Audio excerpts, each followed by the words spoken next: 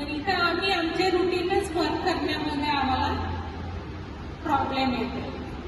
मला असं नाही म्हणायचं आहे की तुम्ही काम व्यवस्थित नाही करत, परंतु योग्यरित्या कायद्याच्या दृष्टिकोनातून ते करणं गरजेचं आहे.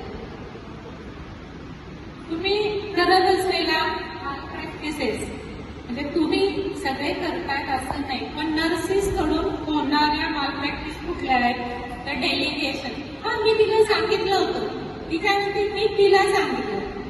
म्हणजे एक इन्सिडन्स माझ्या कानात झालेला मागच्या 1 महिन्यात की 2 दिवस आईवीज दिलेलं नाहीये कारण तिने तिला सांगितलं. म्हणजे डेलिगेशन ही एक माल प्रॅक्टिस. डेलिगेशन हे ऍडमिनिस्ट्रेशनचा भाग पण आहे, पण इथं ते माल प्रॅक्टिस पण आहे. डेलिगेशन ही